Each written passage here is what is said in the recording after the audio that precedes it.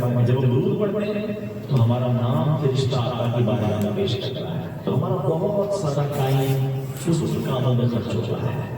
اس علاقے میں آیا، ویسے بھی جب انٹیریئر کے علاقے میں جاتے ہیں تو ایسا محسوس ہوتا ہے کہ یہاں والوں کے پاس ٹائم شہر والوں کے مقابلے میں زیادہ ہوتا ہے، اتنی مصروفیات نہیں ہوتی۔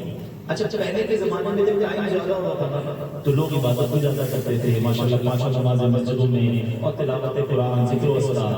اب یہ جب سے موبائل، انٹرنیٹ اور یہ ڈش ٹینا اور ٹی وی اور جب سے یہ چیزیں آئی تو فارغ رہنے والے زیادہ ان کاموں میں لگ گئے تو پتہ چلا کہ اور دین سے دوری ہو گئی۔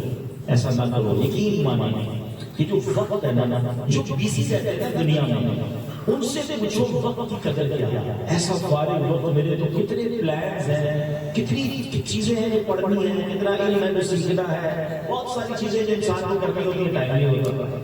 لیکن جن کے پاس ٹائم ہے اگر تھوڑی سی وقت کو فضول کاموں میں گزار رہے ہیں تو کتنی بڑی بدقسمتی ہے۔ حدیث پاک ہے جس میں نبی پاک علیہ السلام نے فرمایا 5 چیزوں سے پہلے 5 چیزوں کو غنیمت جانا، ایک ترمیم خمسن قبل خمسن، 5 چیزوں سے پہلے 5 چیزوں کو غنیمت جانا۔ اس میں ایک چیز نبی پاک نے فرمائی کہ مشغولیت سے پہلے فراغت کو غنیمت جانا، بیزی نہیں ہونا، فارغ ہو غنیمت جانا۔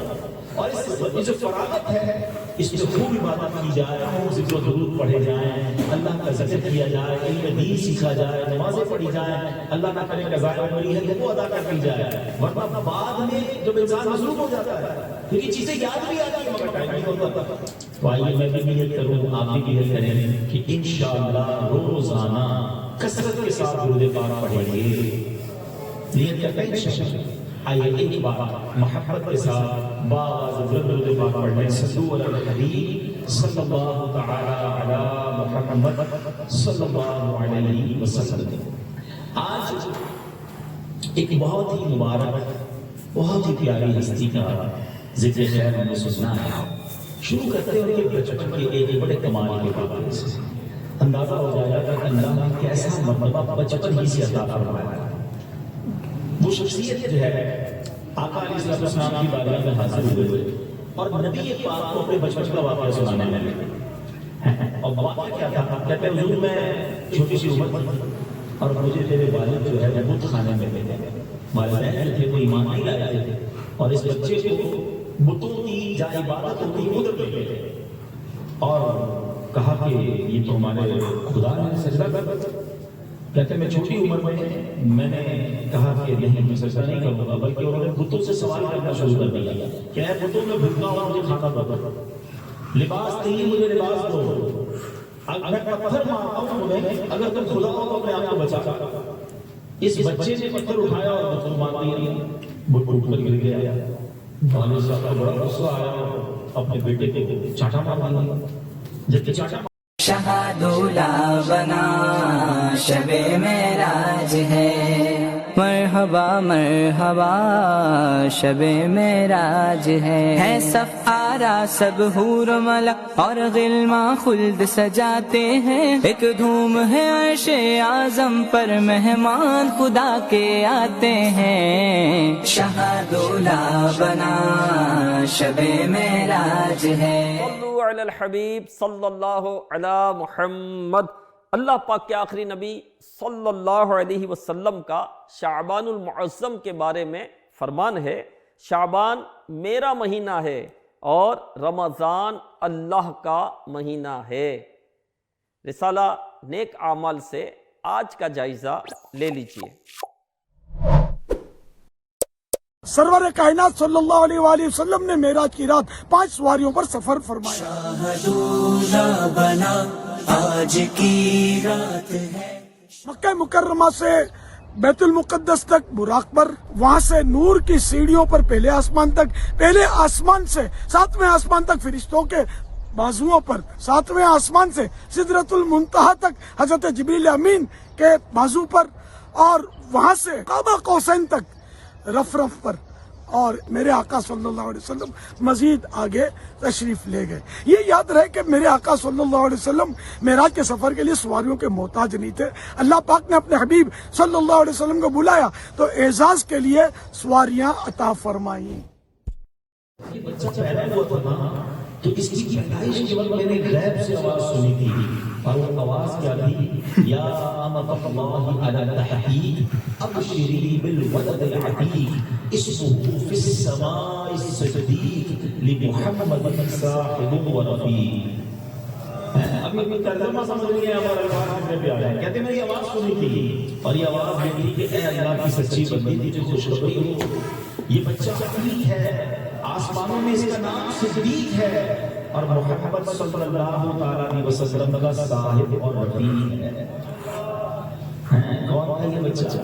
یہ بچہ کوئی اور نہیں. یہ جس بات کرنے جا رہا ہوں ہمیں کوئی آ کر اپنے بچپن کا واقعہ سنائے تو اس کا کوئی گواہ نہیں ہوتا. کون بتائے گا یہ بات ٹھیک ہے؟ مطلب کہتا پتہ نہیں کہہ رہا ہے سچ ہے نہیں. انہوں نے اپنا واقعہ سنایا نبی پاک کو مگر تصدیق کیسے ہوئی؟ سنو جیسے نبی پاک کی بارگاہ میں واقعہ سنایا نا تو جبریل امین حاضر ہوئے.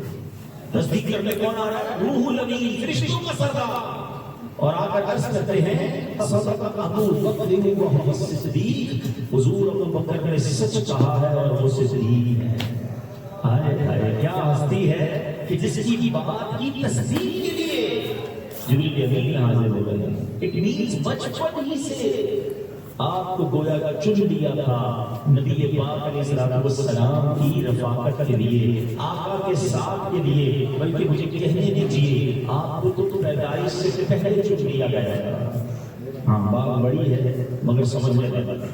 دیکھیں ہماری اللہ تعالیٰ کی قدرت کا ایک بڑا دستور نرالا ہے کہ جس بندے کی جہاں تدفین ہوتی ہے اسی مٹی سے اس بندے کو بنایا ہے.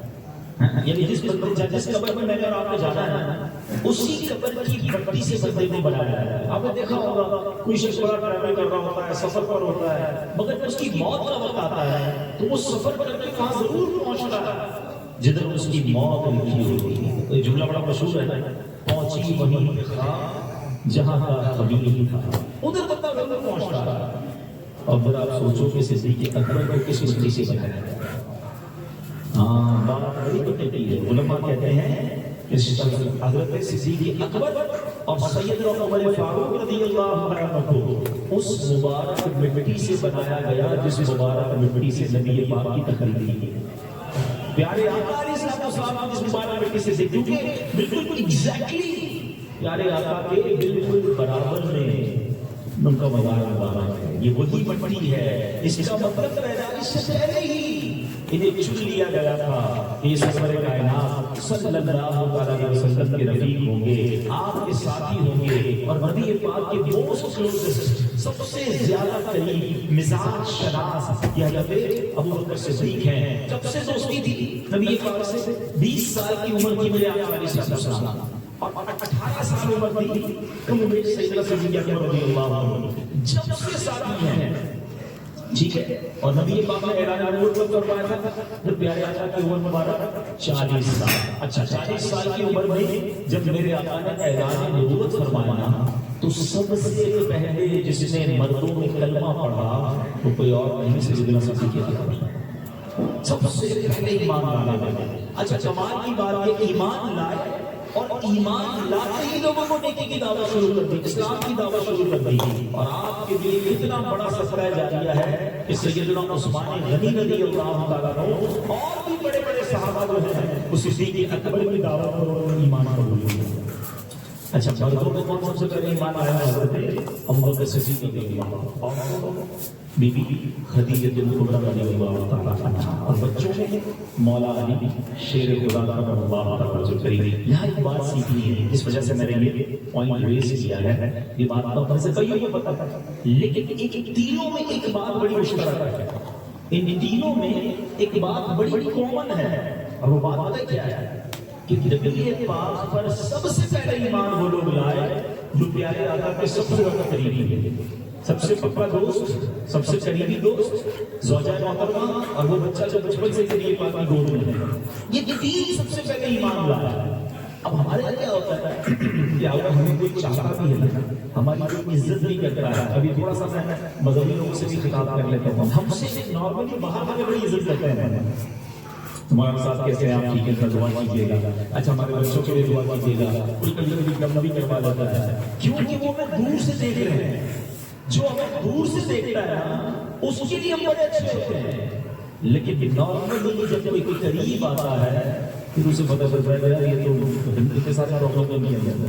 ہم وہ اس طرح کے ناقص لوگ ہیں کہ ہمارے کوئی قریب آئے وہ بعض اوقات بدعزت ہو جاتا ہے. میرے آقا کی شان دیکھو جو جتنا قریب ہوتا ہے. ہمارے حال کیا ہے، ہماری زندگی کیسے گزر رہی ہے. ماں ہو سکتا ہے دم کرواتے ہیں، گھر والے دم نہیں کرواتے. ان کو پتہ چل دم نہیں نماز اس کی جگہ ہو جاتی ہے، اس کی عبادت یا اس کی دین کی طرف اپنی کو رغبت ہی نہیں. اگر ایسا ہے کسی کے ساتھ اس کو سوچنا چاہیے کہ ہم ایسا تو نہیں کہ اگر نیک بن بھی رہے ہیں تو باہر آنے کے لیے من بن رہے ہیں اور اندر حال ہو رہا ہے. اللہ کرے کہ ہمارا ظاہر و باطن ہو جائے. صدیق اکبر رضی اللہ عنہ کے سب کے اللہ سے دعا کرتے ہیں کہ اللہ ہماری خلوتیں بھی اچھی فرما دے اور اللہ کا خوف نصیب ہو جائے کہ اکیلے میں بھی ہم گناہ نہ کریں اور اللہ کی رضا والی زندگی گزاریں.